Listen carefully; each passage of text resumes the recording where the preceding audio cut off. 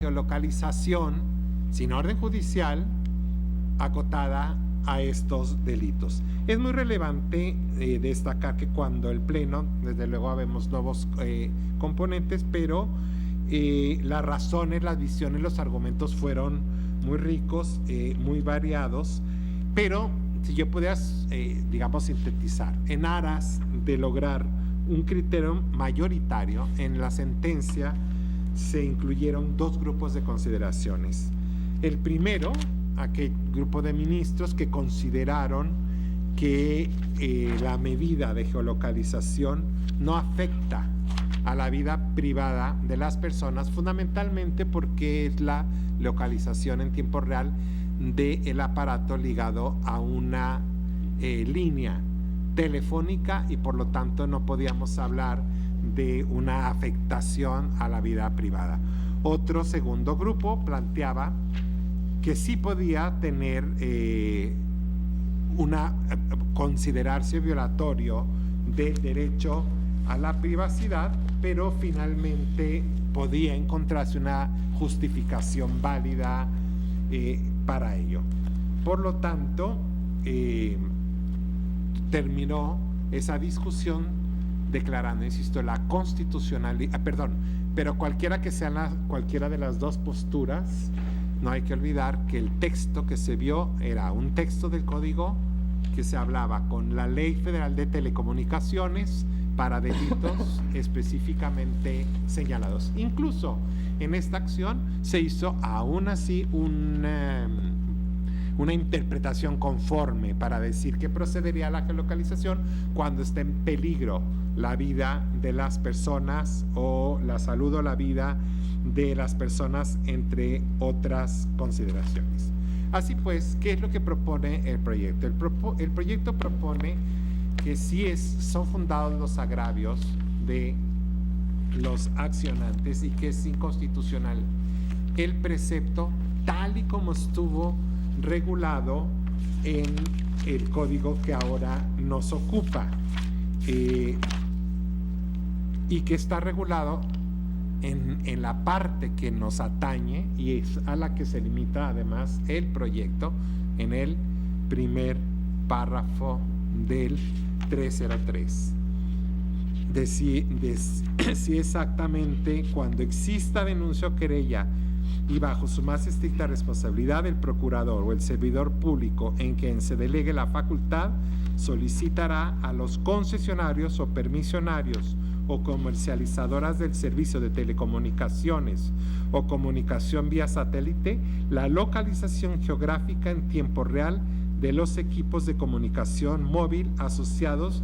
a una línea que se encuentren relacionados con los hechos que se investigan en términos de las disposiciones aplicables.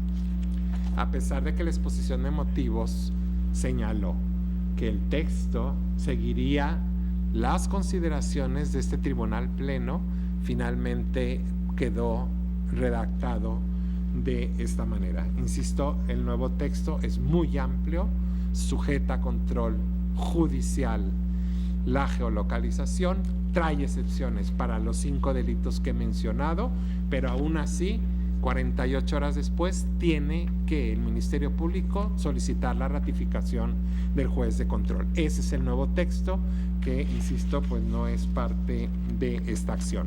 El proyecto propone que cualquiera, desde los dos puntos de vista, sea que consideremos que no invade el derecho a la privacidad, no se satisface esta exigencia de que tiene que ser una medida excepcional y que no puede cualquier delito quedar a discreción del Ministerio Público en llevar a cabo en una geolocalización. Tal y como está el precepto, pues entraría un delito de fraude o entrarían delitos fiscales o financieros en el texto como está, insisto, porque ya la ley de telecomunicaciones tampoco trae delitos en específico. Si se considera que se invade el derecho a la privacidad, pues se hace un test en el proyecto y se dice si hay un fin constitucionalmente válido, la medida es idónea para cumplir con el fin perseguido. La geolocalización puede ser un muy buen instrumento para la persecución e investigación de los delitos. La necesidad también pasaría el test, pero la proporcionalidad en sentido estricto no cumpliría, o en este punto no se cumpliría, porque no se habla ya de excepcionalidad, ni en interpretación conforme, ni en delitos específicos, y por lo tanto es donde se considera que también desde esta postura, en opinión del ponente, pues sería inconstitucionalidad. El ministro Pardo me hace ver que en algunas partes del proyecto, y creo que tiene toda la razón, hablamos de taxatividad. Él me dice eso más bien es un principio del tipo penal. Yo creo que tiene razón. Yo creo que no tenemos que hablar forzosamente de que se viola el principio de taxatividad, sino hablar de que esta localización abierta a cualquier delito es desmedida y queda a discreción del Ministerio Público utilizarlo para cualquier delito y evitar hablar de taxatividad. Yo no tendría ningún problema en hacer ese ajuste. Es cuanto, ministro presidente. Gracias, señor ministro. Está a su consideración, señoras y señores ministros. Señor ministro Franco. Señor presidente, muchas gracias, señoras y señores ministros. Muy brevemente, cuando discutimos la parte de la procedencia de esta acción de inconstitucionalidad, yo señalé puntualmente, leo lo que dije, quiero separarme y votaría en contra de que no se sobresea sobre los artículos 303 y 355, porque fueron reformados con posterioridad y es evidente que son nuevos actos legislativos. Entiendo que está construido conforme al criterio de la mayoría y así lo respeto, pero no he compartido ese criterio aún en materia penal. Yo reitero este criterio acá y además yo voté por la validez anteriormente y precisamente, como lo señaló el ministro Lainez, pronunciándome porque no se afectaba el derecho de los partidos en esos casos concretos. Consecuentemente, yo estaré de acuerdo con el proyecto, digo, en contra del proyecto, perdón. Gracias, señor ministro. Señor ministro Cosío. Gracias, señor presidente. La situación sobre si este artículo puede analizarse o no es, en mi caso, es semejante a la que acaba de plantear el señor ministro Franco. Sin embargo, me parece que obligado por la condición mayoritaria y teniendo nosotros que generar 8 votos al menos para declarar la invalidez, yo me someteré a la condición mayoritaria y votaré con el proyecto. Así lo hice en la acción de inconstitucionalidad 32/2012. El punto de partida es, no puede analizarse este tema desde el punto de vista de las facultades de la autoridad, sino desde el punto de vista del derecho humano de que gozan los habitantes del territorio nacional, y por ello coincidiré con el proyecto, pero me reservaré un voto concurrente para poder explicitar estas condiciones. Gracias, señor presidente. Gracias, señor ministro. Señor ministro Pérez Dayán. Gracias, señor ministro presidente. Exactamente el texto que ahora tenemos en la parte que ha sido cuestionada fue precisamente coincidente con la disposición que en su momento rigió la Ley Federal de Telecomunicaciones y Radiodifusión, muy en lo particular, el artículo 190, fracción primera. El cuestionamiento en la segunda sala a través del amparo en revisión 964 de 2015 precisamente era sustentado en 2 ejes básicos: la privacidad, que se veía alterada bajo la figura de la geolocalización, y más en lo particular el cuestionamiento de los datos estructurados.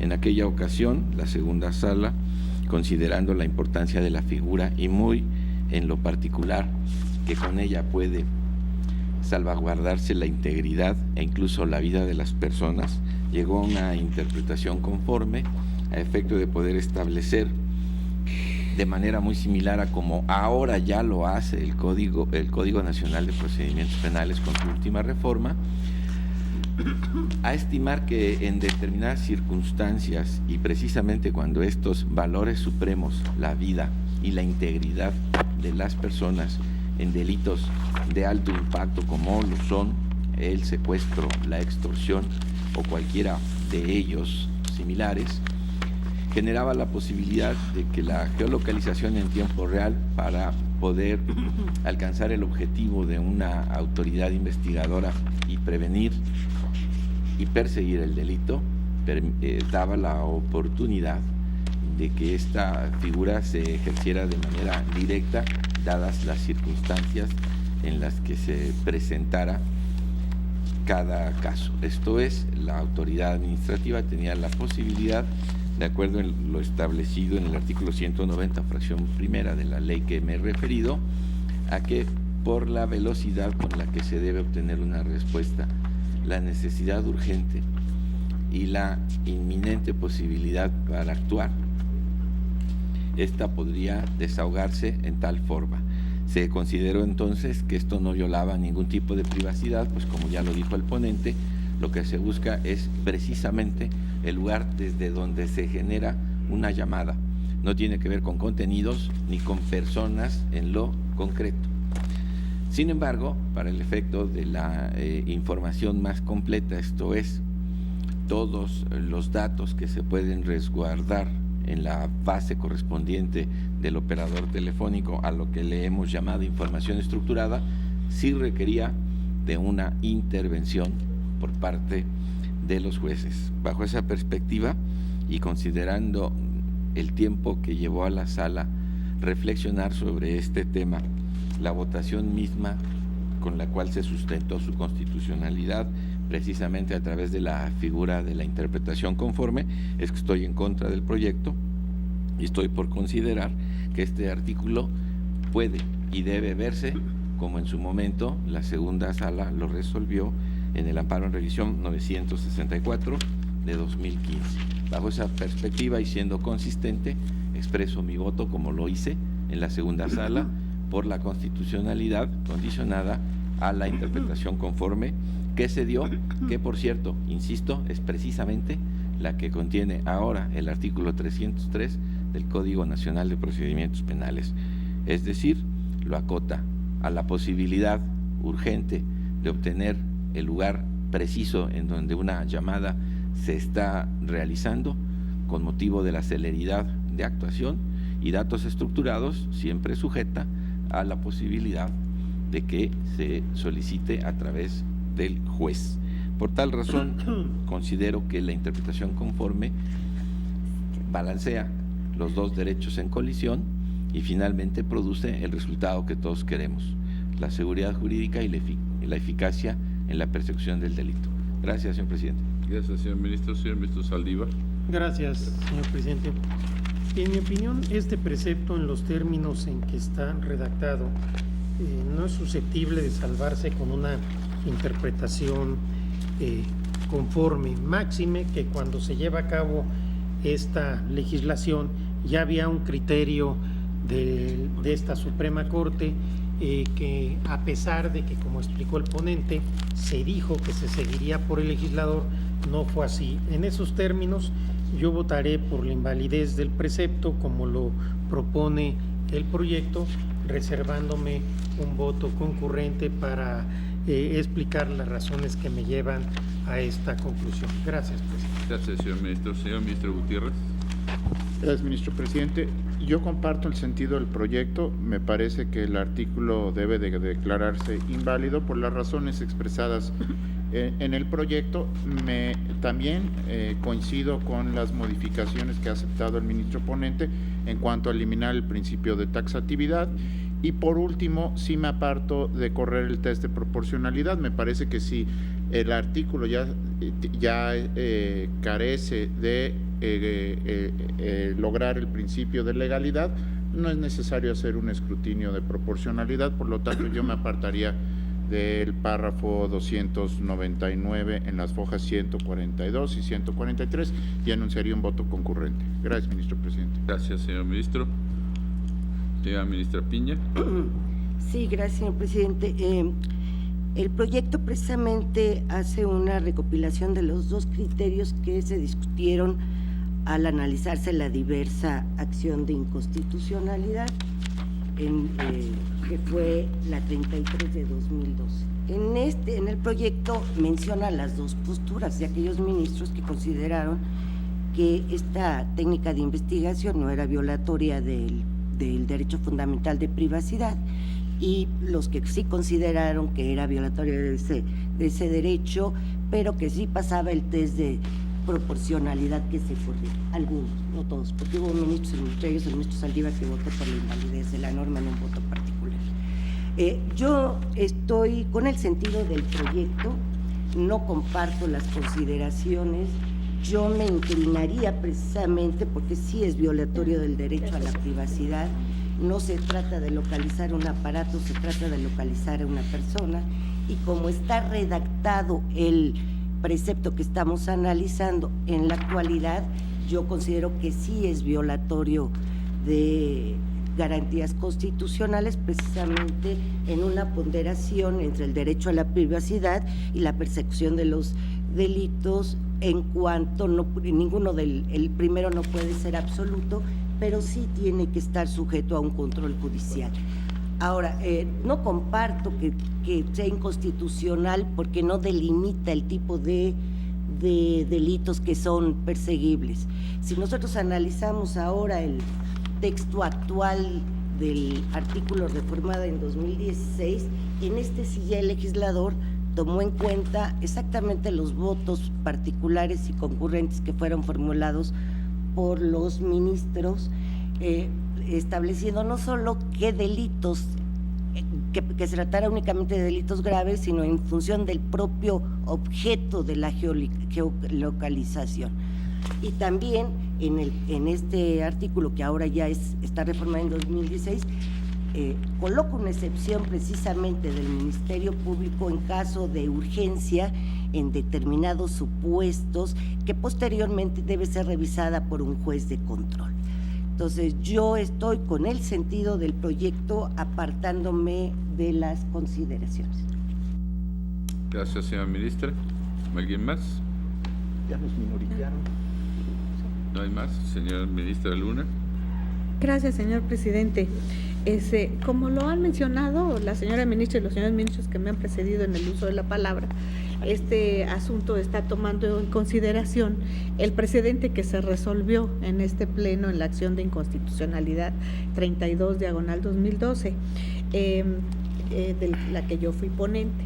Efectivamente, como lo mencionan, hay los dos criterios que se manifestaron en dos bloques por los señores ministros, que uno fue en el sentido de que la medida no afectaba la vida privada de las personas, y en el otro caso, el otro bloque fue sí afecta la vida privada de las personas, pero de acuerdo a los delitos de que se trata, se justifica. Y por esa razón, se trató de establecer un criterio pues más o menos uniforme, porque al final de cuentas quizás unos más, unos menos, pero se había entendido que sí se justificaba la geolocalización. En lo que a mí corresponde, desde entonces yo externé mi opinión en el sentido de que para mí no es una violación al derecho a la intimidad, y esto también lo retomamos con posterioridad en la segunda sala, en el asunto que ya señaló el señor ministro Pérez Dayán. Para mí nunca ha sido una situación que invada la intimidad de las personas. ¿Por qué? Porque lo que siempre se ha establecido a través de la geolocalización es únicamente la orden de ubicar un aparato que eventualmente pues no camina solo, desde luego que está con una persona, pero la localización de la persona es con motivo de la comisión de un delito. Y en la comisión de ese delito, pues finalmente se está haciendo para esa localización pues uso de los medios electrónicos de que se disponen precisamente para llevar a cabo esa localización. ¿Cuándo se considera que sí puede haber una invasión a la intimidad?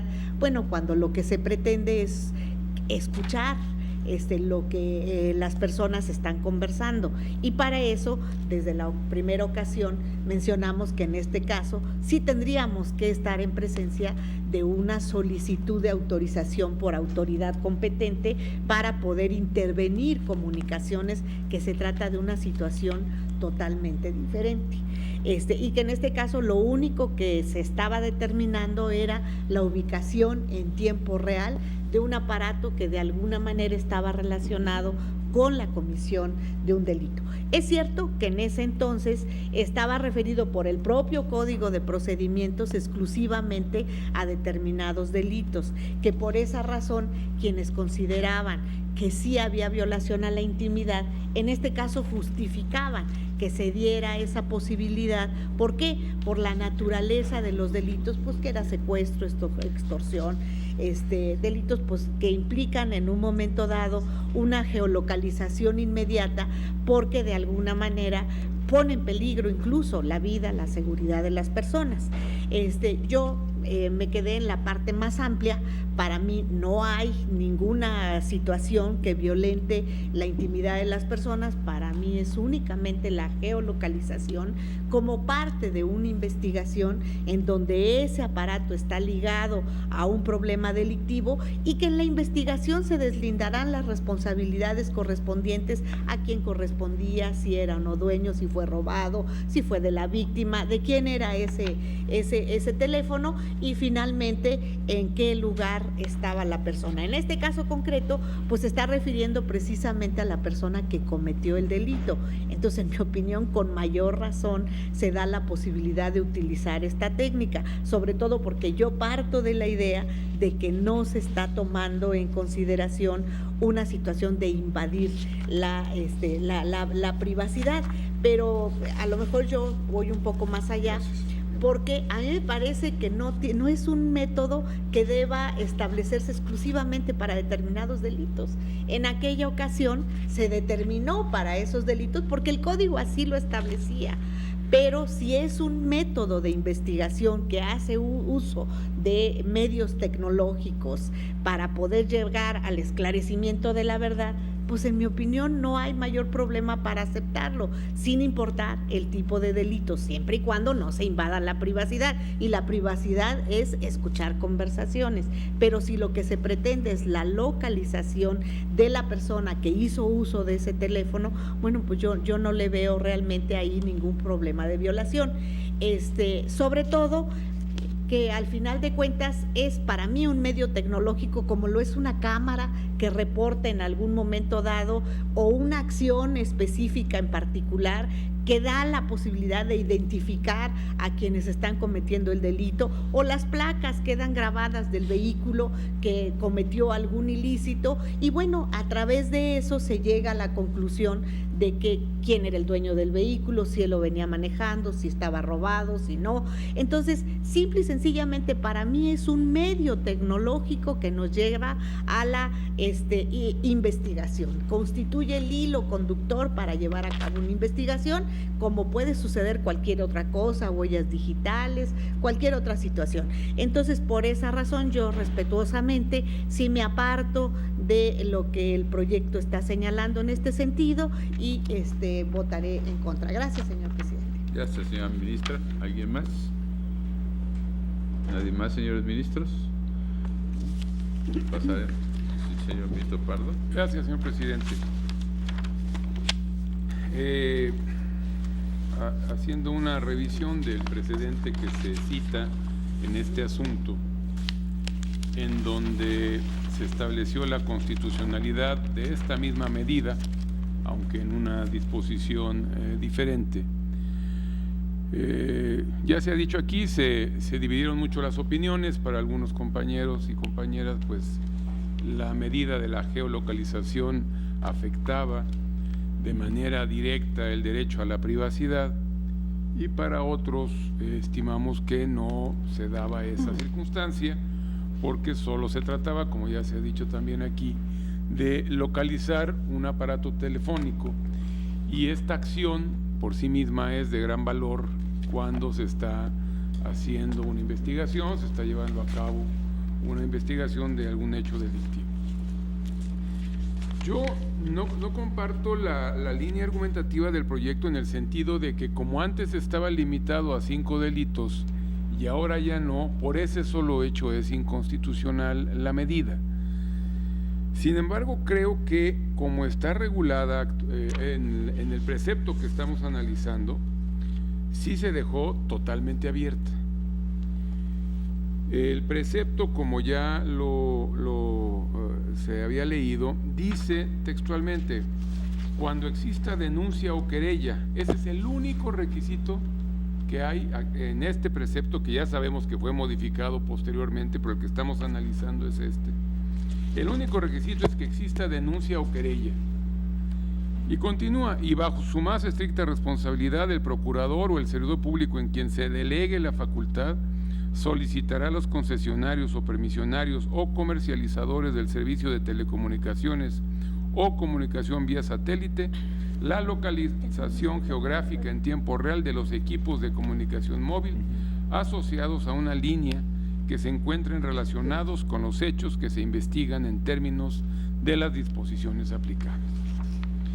Me parece que esta redacción sí es demasiado amplia, y tan solo requerir el que exista denuncia o querella también me parece que deja a discreción de la autoridad investigadora el uso de esta facultad de geolocalización, que pues de alguna manera se ha cuestionado que es violatoria de derechos sustantivos.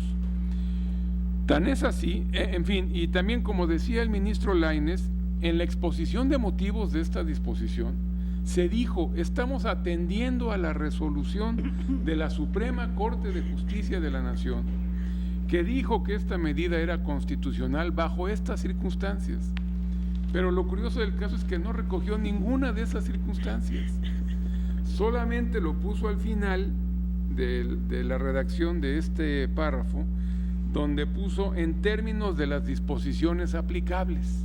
Y entonces en la exposición de motivos dice: eso que dijimos de en términos de las disposiciones aplicables es que nos tenemos que referir al Código Federal de Procedimientos Penales, que con la expedición del Código Nacional quedaba abrogado, o a la Ley Federal de Telecomunicaciones, la cual pues también poco tiempo después fue modificada. Entonces, esta relación que se hace a los requisitos que estaban previstos en otras leyes queda sin materia.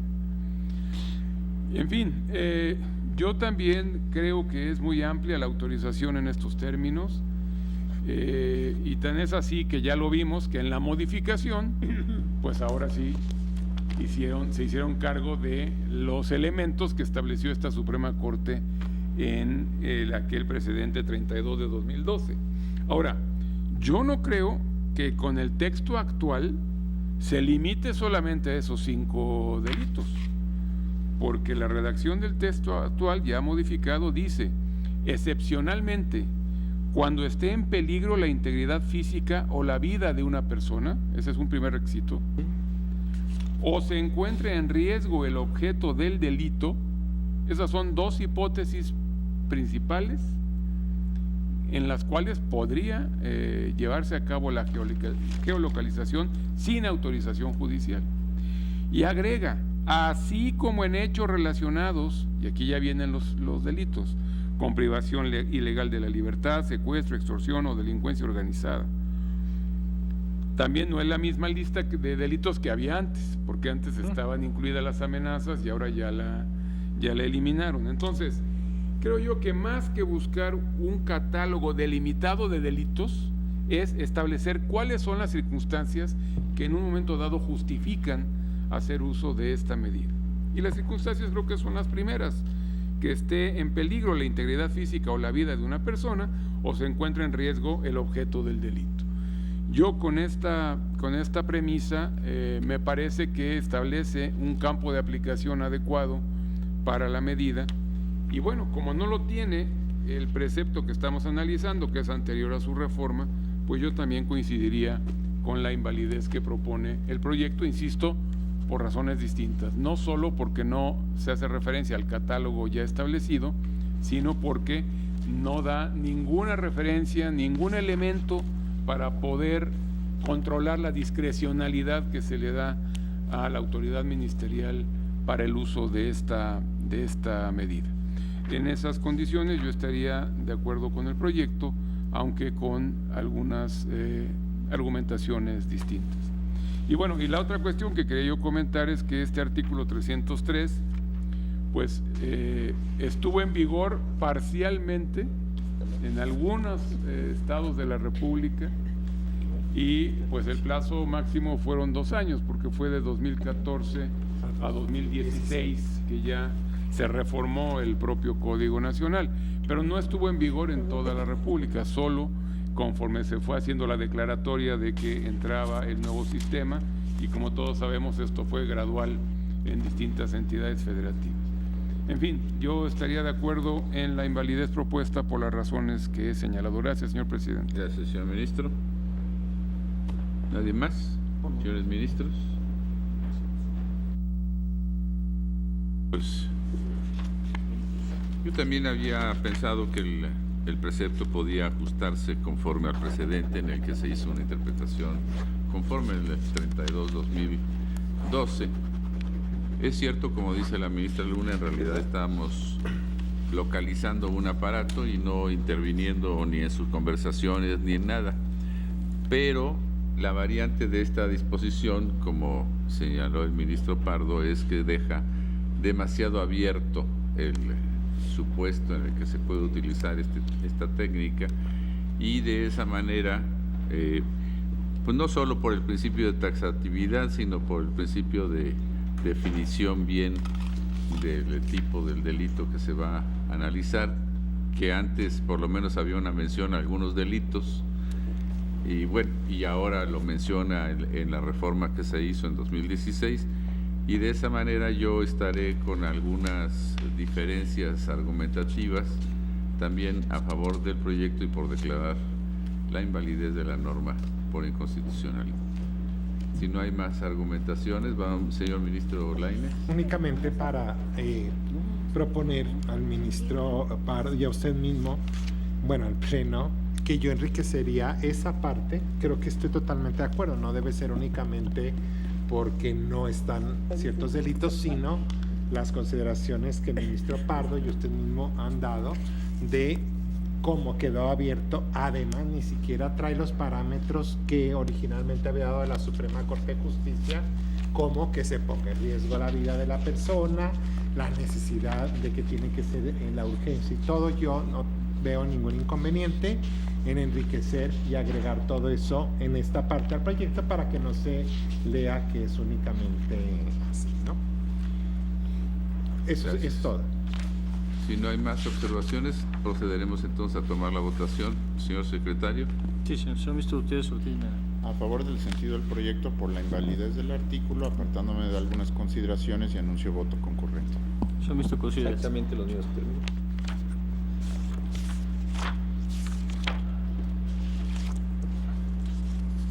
Señor ministro Luna Ramos. En contra. Señor ministro Franco González En Salas. contra. Señor ministro Saldívar Ledo En de los la Rea. términos del ministro Gutiérrez.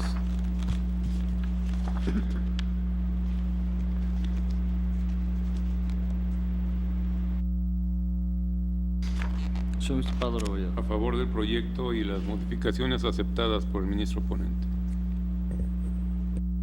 Señor ministro Piña Hernández.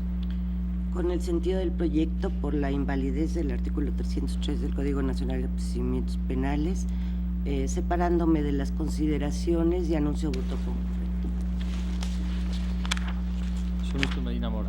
Por la invalidez del precepto, separándome de algunas consideraciones. Ministro Lainez. Con el proyecto, con las modificaciones propuestas. Señor ministro Pérez Dayan. En contra, como se resolvió en la segunda sala. Señor ministro presidente Guillermo Morales.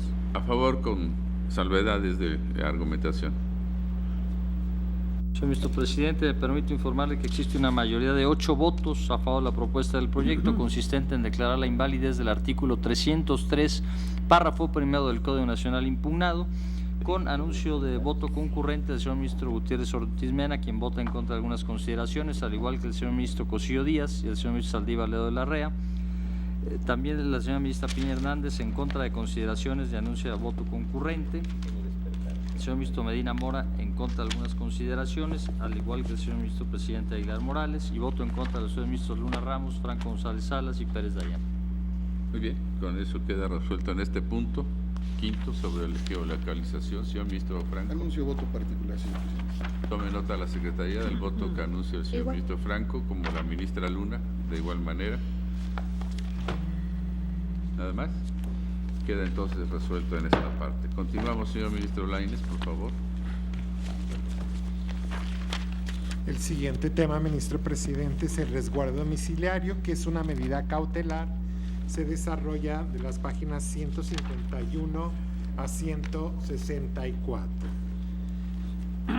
Aquí se analiza la impugnación que hizo la Comisión Nacional de Derechos Humanos al artículo 155, fracción 13 del Código, que establece que a solicitud del Ministerio Público de la víctima u ofendido, el juez podrá imponer al imputado el resguardo en su propio domicilio como medida cautelar.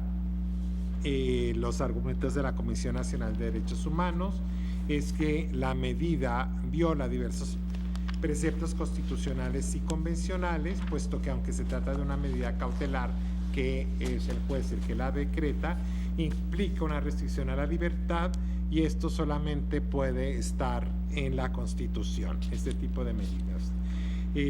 Considera que puede ser que debe considerarse como una pena inusitada y la asemeja al arraigo, porque no solo restringe la libertad personal, sino vulnera el principio de presunción de inocencia, entre otros argumentos. El proyecto propone declarar la constitucionalidad, es decir, propone que son infundados los argumentos que hace valer la accionante. Y voy a ser muy breve, ministro presidente, porque recordar a este tribunal en pleno que esta medida casi idéntica está plasmada en la Ley de Justicia para Adolescentes. Esa Ley de Justicia para Adolescentes que analizamos en la acción de inconstitucionalidad 60-2016 apenas el año pasado, fue objeto de un amplísimo, muy vasto y muy rico debate, ahora sí con todos los integrantes actuales del Pleno. Insisto, está redactada en términos, yo diría, casi idénticos.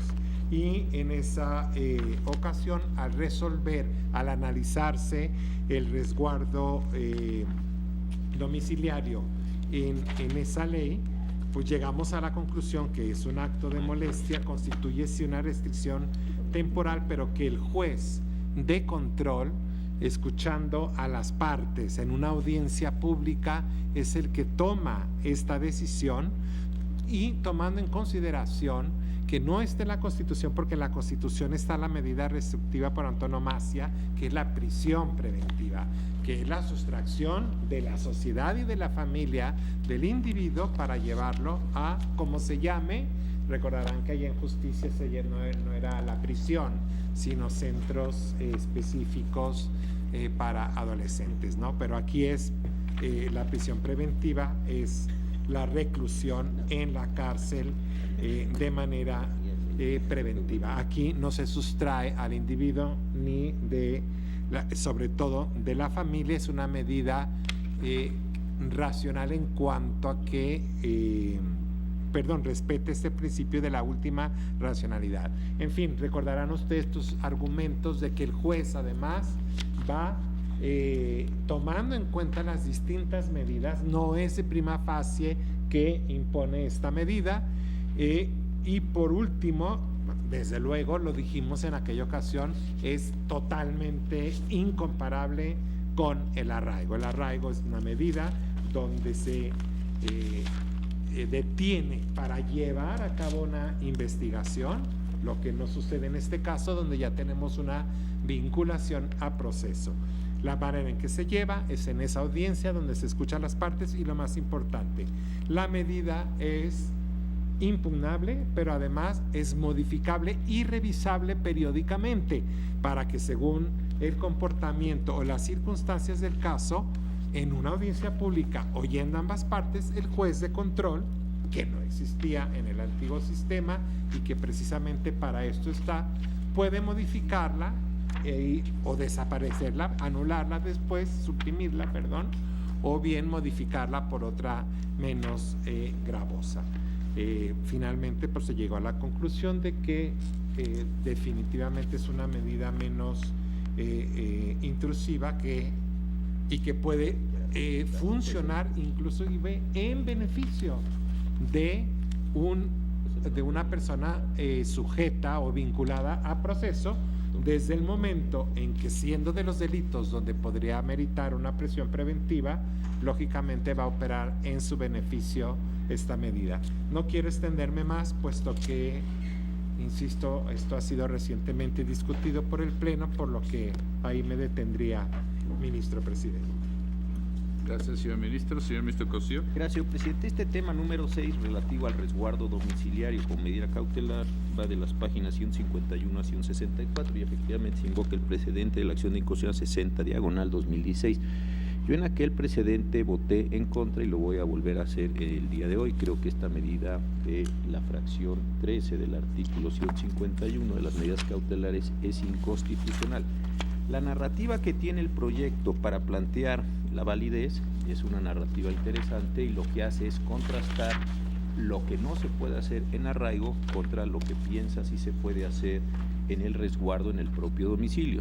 Entonces se va haciendo una línea argumentativa más o menos así: como el arraigo está prohibido y es la medida máxima, aquello que no tenga esa condición puede ser aceptado.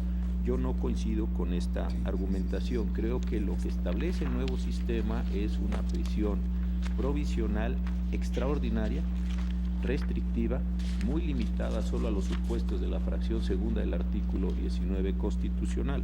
No veo por qué tendría que llevarse a cabo este resguardo en el domicilio cuando de lo que se trata es que las personas enfrenten sus procesos básicamente en una condición de libertad. Creo que no está autorizada esta medida en nuestro texto constitucional, ni siquiera entró a la dimensión convencional. Con la constitucional me es suficiente. Creo entonces que la fracción 13 del 155 es inválida y votaré en contra del proyecto. Gracias, señor presidente. Gracias, señor ministro. Señor ministro Gutiérrez. Gracias, ministro presidente. Si bien yo comparto la gran mayoría de los argumentos, si no es que todos los argumentos plasmados en el proyecto, considero que el precepto es inconstitucional por carecer de plazo.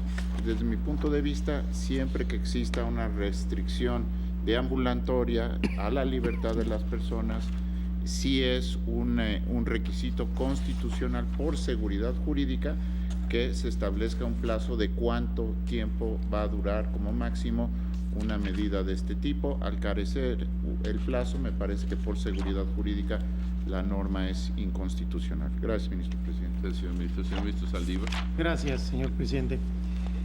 Yo estimo que este asunto no puede verse simplemente sobre la lógica de que, como ya se votó el asunto de justicia para adolescentes en un sentido, en automático se tiene que votar en ese sentido. El parámetro de validez constitucional de los asuntos eran diferentes. En aquel asunto era el artículo 18, que tiene norma expresa para justicia para adolescentes, y aquí es el artículo 19 constitucional. Me parece que sería viable haber votado, como yo voté, por la invalidez del otro precepto y no obstante votar por la validez de este.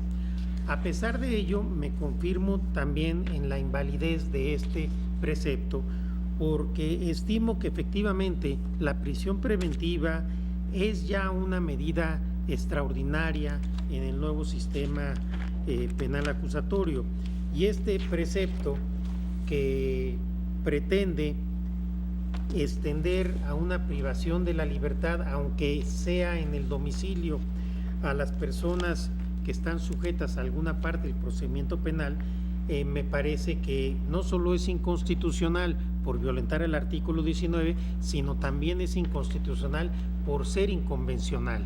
Creo que cuando se habla de prisión preventiva, esta es excepcional, y esta prisión preventiva excepcional es la única forma por la cual una persona puede estar privada de su libertad. Aquí se dice: a solicitud del Ministerio Público en el artículo impugnado o de la víctima o ofendido, el juez podrá imponer al imputado una o varias de las siguientes medidas cautelares: el resguardo en su propio domicilio con las modalidades que el juez disponga, y dicen que no podrán ser tomadas como medio por obtener reconocimiento de culpabilidad o como una sanción penal anticipada. Pues esto suena muy bien, pero lo cierto es que cuando una persona que es inocente porque no se le ha probado su culpabilidad y no se encuentra en los supuestos excepcionales en los cuales su libertad ambulatoria se puede estar restringida, como casos, reitero, que deben ser extraordinarios, que no debe ser la regla general como el sistema anterior, en que prácticamente cualquier delito era grave y cualquier persona puede pasar años en prisión sin que se le demuestre su culpabilidad y en ocasiones sin que se dicte ni siquiera sentencia de primera instancia. Me parece que el sistema penal acusatorio tiene una lógica diferente.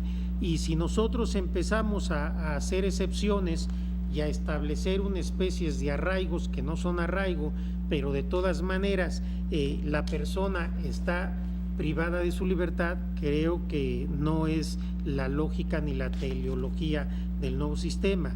Y se puede decir, es que a las personas les conviene porque es una medida menos gravosa que la prisión preventiva.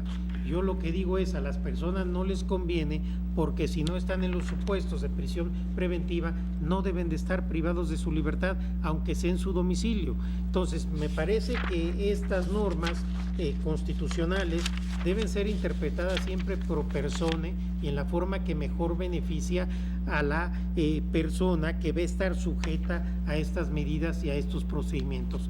Y no creo que tenga atribuciones el legislador ordinario para ampliar los supuestos en los cuales una persona puede estar privada de su libertad, reitero, así sea en su domicilio. Consecuentemente, yo votaré por la invalidez de este precepto. Gracias, presidente.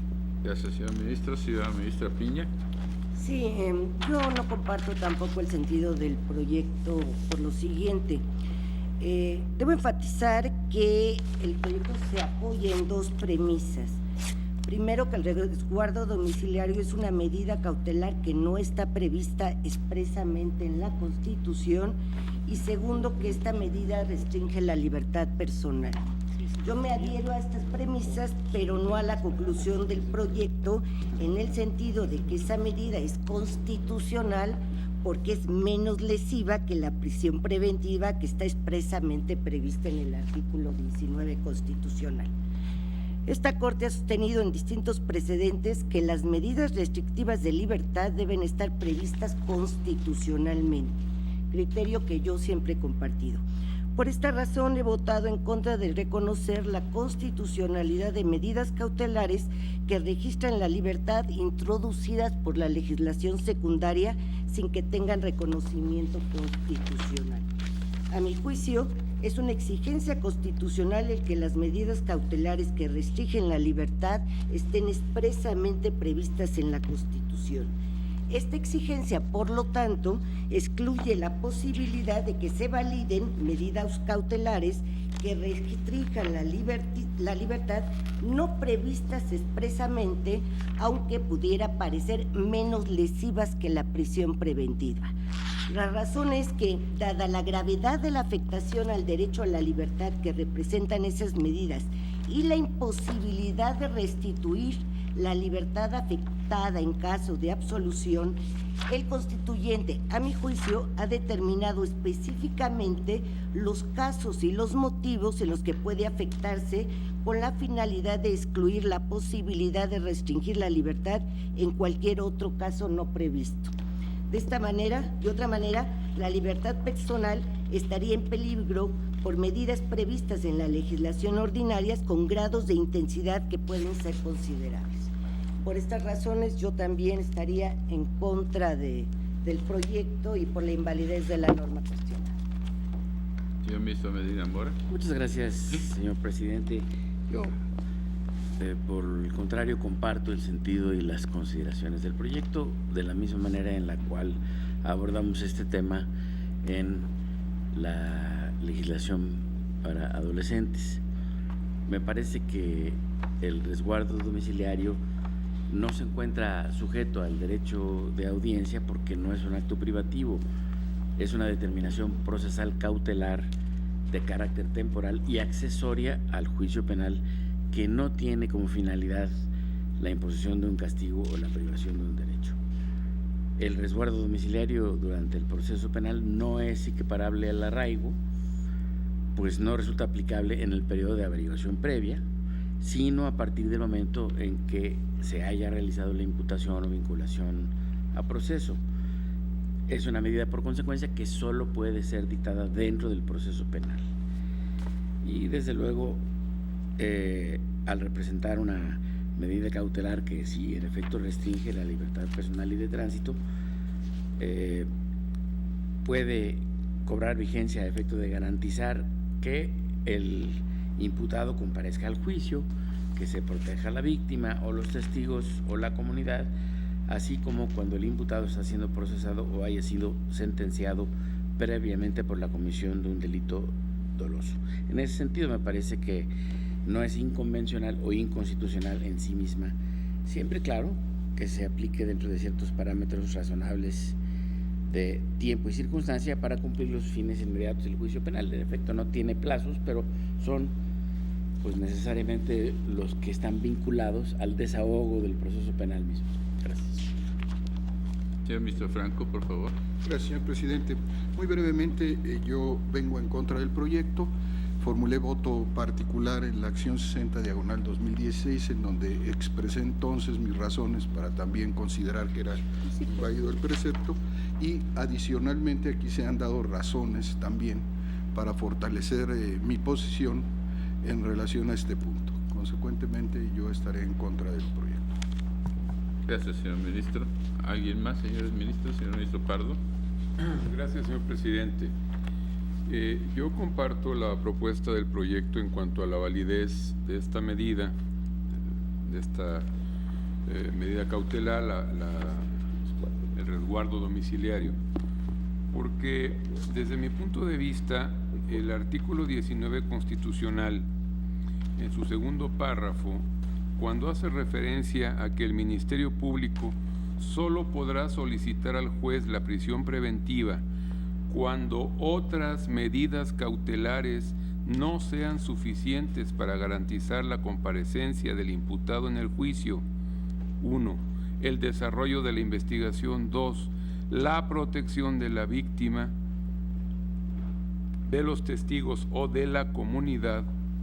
Creo que aquí se reconoce en el texto constitucional que puede haber otras medidas menos intensas en cuanto a la afectación a la libertad personal, y la finalidad de estas medidas son las que señala la propia Constitución, que no se evada la persona de enfrentar el juicio respectivo, que se salvaguarde la integridad de las víctimas en su caso, y bajo estos supuestos, pues la propia Constitución prevé la posibilidad de que haya otras medidas, en este caso pues menos intensas, sí, claro, que la prisión preventiva, porque también dentro de la lógica del nuevo sistema de justicia penal acusatorio y oral, la idea es darle mayores opciones al juzgador para poder tener a su alcance estas otras medidas cautelares que pueden lograr el objetivo o los objetivos que se marcan constitucionalmente sin llegar al extremo de privar absolutamente la libertad a una persona. Yo, por estas razones, compartiría el proyecto y sugeriría, si el señor ministro ponente lo aceptara, hacer un énfasis mayor en esta interpretación del artículo 19. Gracias, señor presidente. Gracias, señor ministro. ¿Alguien más? ¿No hay más observaciones? Bien, yo también comparto sustancialmente el proyecto. Muchas de las razones que ya expresó el ministro Medina Mora como el ministro Pardo, coincido con ellas. Para no repetirlas, yo considero que es una medida dentro del proceso que no necesariamente se equipara ni a una prisión preventiva ni desde luego un arraigo, y por lo tanto, conforme al artículo 19 constitucional, que sí permite abiertamente una forma de medidas distintas a la de la prisión preventiva, considero que por su naturaleza tiene una temporalidad, el hecho mismo de que sean dentro de este procedimiento, de tal modo que yo coincido sustancialmente con la propuesta del señor ministro Lainez y mayormente ahora que ha aceptado, entiendo, a adicionar algunas argumentaciones respecto al artículo 19 constitucional. Si no hay, señora ministra Luna. Gracias, señor presidente. Yo estoy de acuerdo con el proyecto. No sé si el señor ministro ponente estaría de acuerdo en agregar algunas de las otras razones que se han mencionado y también de alguna forma lo que establece el propio artículo 154 respecto de la procedencia de las medidas cautelares, donde se está determinando determinados requisitos. Formulada la imputación, el propio imputado se acoja al término constitucional, ya sea este de una duración de 72 horas o de 144, según sea el caso, o se haya vinculado a proceso al imputado, que yo creo que son cuestiones que sí se debieran también tomar en consideración como propias de las medidas cautelares, más lo que ya habían agregado los señores ministros que me precedieron en el uso de la palabra. Gracias, señora ministra. Sí, de acuerdo. ¿Alguna aclaración, señor ministro? No, Lainez? únicamente totalmente de acuerdo con la interpretación de la prisión preventiva oficiosa. Es una instrucción del legislador y la Constitución al juez para que en esos casos la decrete, pero no es el único caso en que puede hacer prisión preventiva, como lo ha señalado el ministro Paz, en reincidencia, por ejemplo, a pesar de que no sean de los delitos enumerados, el juez puede decidir prisión preventiva. Es en estos casos donde definitivamente la medida sí puede ser en beneficio del propio inculpado, porque habiendo roto esa regla, lógicamente procedería a la prisión preventiva, aunque el delito no sea de los enumerados. Entonces, con todo gusto haría eso, igual que lo que me señala la ministra Luna, haciendo referencia al 154. Gracias, presidente. Vamos a tomar la votación, señor secretario. Sí, señor. Señor ministro Gutiérrez Ortiz. Por la invalidez. Señor ministro Cosías. Señor ministro Ramos. Con el proyecto, con las modificaciones aceptadas. Señor ministro Franco González. Por la invalidez. Señor ministro Saldívar. En contra y por la invalidez. Señor ministro Paz Rodríguez. A favor del proyecto modificado. Señor ministro Peña Hernández. Por la invalidez. Señor ministro Medina Mora. Con el proyecto, con las modificaciones aceptadas. Señor ministro Lainez. Con el proyecto modificado. Señor ministro Pérez Dayán. Con el proyecto modificado. Señor ministro presidente Guillermo Morales. Por la validez con el proyecto modificado. Señor ministro presidente, me permito informarle que existe mayoría de 6 votos a favor del proyecto modificado, consistente en reconocer la validez del artículo 155, fracción 13ª del Código impugnado. Muy bien, en ese sentido queda aprobada este punto. Señor ministro Saldívar. Para anunciar voto particular, presidente. Gracias. Tome nota la secretaría, por favor, del ministro Saldívar. Sí, sí. ¿Alguien más, señores ministros? Señor ministro Cosío, señor ministro Gutiérrez, también. Ministra Piña. Y ministra Piña. Y el ministro Franco. señor presidente. Y desde luego el ministro Franco. Gracias, señor presidente. Muy bien. Queda entonces resuelto este punto con la votación señalada. Vamos a un breve receso, señores ministros, y regresamos.